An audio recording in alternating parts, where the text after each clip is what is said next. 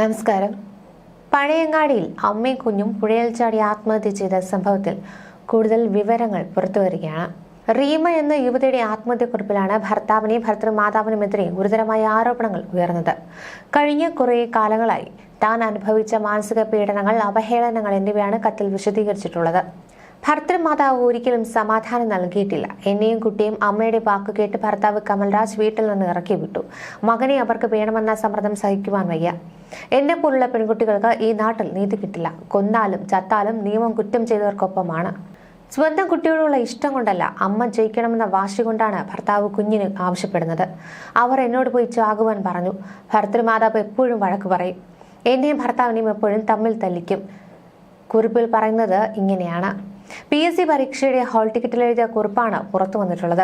റീമയുടെ ആത്മഹത്യക്ക് പിന്നാലെ തന്റെയും കുഞ്ഞിന്റെ മരണത്തിന് ഉത്തരവാദി ഭർത്താവും അദ്ദേഹത്തിന്റെ അമ്മയുമാണെന്ന റീമയുടെ വാട്സാപ്പ് സന്ദേശവും കണ്ടെടുത്തിരുന്നു.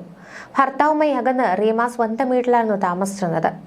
അടുത്തില്ല വയലപ്ര സ്വദേശി MB റീമ, 30 വയസ്സുകാരി, മകൻ കൃഷിവ് രാജ് എന്ന കണ്ണൻ 3 വയസ്സുകാരനായിരുന്നു. ഇരുവരെയും മരിച്ച നിലയിൽ പിന്നീടാണ് കണ്ടെത്തിയത്. ശനിയാഴ്ച അർദ്ധരാത്രിയോടെയാണ് അമ്മ മകനെ കൊണ്ട് പുഴയങ്ങാടി ചെമ്പരിക്കൊണ്ട് പുഴയിൽ ചാടിയത്. ദേഹത്തോട് കെട്ടിവെച്ച നിലയിലാണ് പുഴയിലേക്ക് ചാടിയത്. ഞായറാഴ്ച രാവിലെ 8:30 റീമയുടെ മൃതദേഹം കണ്ടെത്തുകയായിരുന്നു. റെയിൽവേ പാലത്തിന്റെ താഴെ ഭാഗത്തായി പുഴയോട് ചേർന്നുള്ള കണ്ടൽക്കാടുകൾക്കിടയിൽ നിന്നാണ് ചൊവ്വാഴ്ച വൈകിട്ട് കുട്ടിയുടെ മൃതദേഹം കണ്ടെടുത്തത്. സംഭവത്തിൽ പോലീസ് അന്വേഷണം നടക്കുകയാണ്. അമ്മയുടെ വാക്ക് കേട്ട് തന്നെയും മകനെ ഇറക്കി വിട്ടു. കുട്ടിക്ക് വേണ്ടി തന്നോട് ചാകുവാൻ പറഞ്ഞുവെന്നുമാണ് ഭർത്താവിന്റെ അമ്മ നിരന്തരം മാനസികമായി പീഡിപ്പിച്ചുവെന്നും അടക്കം റീമ ആത്മഹത്യക്കുറിപ്പിൽ ആരോപിക്കുകയാണ്. നാട്ടിലെ നിയമവ്യവസ്ഥയിൽ വിശ്വാസമില്ലെന്നും റീമ ആരോപിക്കുന്നുണ്ട്. ഒരു പെണ്ണിന് നീതി കിട്ടുന്നില്ലെന്നും ഈ ആത്മഹത്യക്കുറിപ്പിൽ പറയുന്നുണ്ട്. റീമയുടെ കുഞ്ഞിന്റെ സംസ്കാരം കഴിഞ്ഞ ദിവസമാണ് നടന്നത്. അമ്മയുടെ സംസ്കാര ദിവസമായിരുന്നു മകന്റെ മൃതദേഹം കണ്ടെത്തിയത്.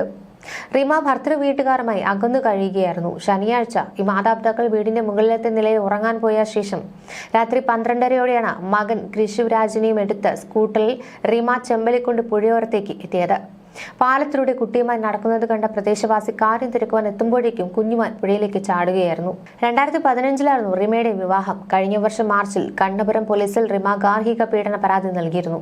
റീമയുടെ ആത്മഹത്യക്കുറിപ്പ് വീട്ടിൽ നിന്ന് കണ്ടെത്തിയിട്ടുണ്ട്. ഇരിനാവ് സ്വദേശി പ്രവാസിയുമായ ഭർത്താവ് കമൽരാജിന്റെ മാതാവിന്റെ പീഡനം മൂലമാണ് ജീവനൊടുക്കുന്നതെന്നാണ് ഈ കുറിപ്പിൽ എഴുതിയിരുന്നത്. എനിക്ക് കുട്ടിയെ മതി, നീ പോയി ചത്തോ എന്ന് റീമയുടെ ഭർത്താവ് പറഞ്ഞതായി റീമയുടെ അച്ഛൻ K മോഹനനും പറയുന്നു. ഞായറാഴ്ച പോലീസുമായി വന്ന് കുട്ടിയെ കൊണ്ടുപോകുമെന്നാണ് ഇയാൾ ഭീഷണിപ്പെടുത്തിയിരുന്നത്. പ്രസവം മുതൽക്ക് തന്നെ പ്രശ്നങ്ങൾ ഉണ്ടായിരുന്നുവെന്നും ഭർത്താവും അമ്മയുമാണ് എല്ലാത്തിനും കാരണം.